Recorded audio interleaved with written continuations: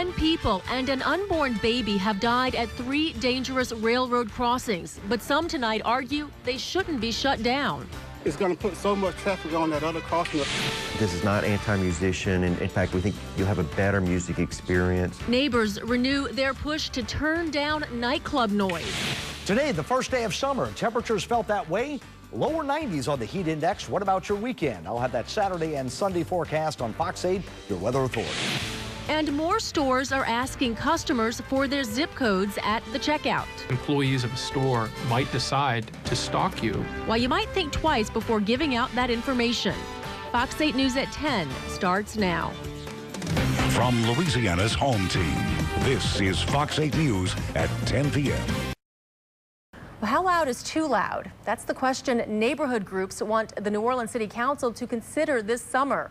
As Carolyn Schofield explains, they're asking city leaders to fix and then enforce volume control. And if I could, I'd make you well. On a sunny summer evening, music drifts out the door of Checkpoint Charlie's. It's how the bar brings in customers, and it's how these musicians make money. If the doors are closed, you're missing the chance that people are going to open them. If the door's already open and they hear the music and they look in, there's more possibility that people will come into the bar. Guitarist Nervous Dwayne says neighbors have complained about the noise before, and now he's worried the city will make him turn down the music. A coalition of 13 neighborhood associations from New Orleans East to the Bywater want the city council to fix and then enforce its noise ordinance. This is not anti-musician, and in fact, we think you'll have a better music experience if the volume's reasonable where we can all live in harmony. Coalition Chair Nathan Chapman says there are important items needed in the current ordinance to give it teeth. He says the city should hire a full-time employee who deals only with noise levels and complaints. Chapman also thinks fines need to be increased, with repeat offenders facing limited hours or shutdowns. And the volume in the French Quarter, he says, needs to be lowered.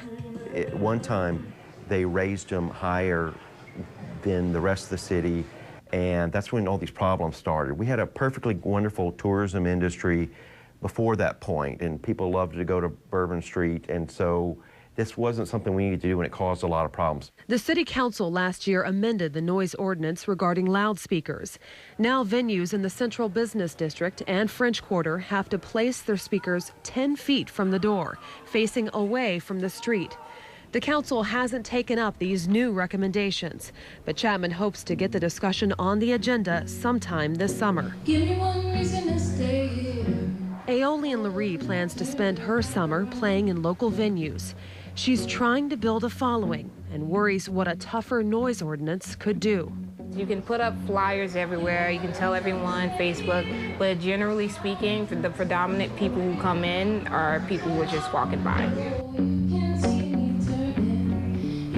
The coalition says the noise problem has gotten much worse since Hurricane Katrina because of unlicensed music venues that are popping up around the city. They say this is citywide from the east over all the way to Bywater. A lot of people are complaining about this. All right. Thanks, Carolyn.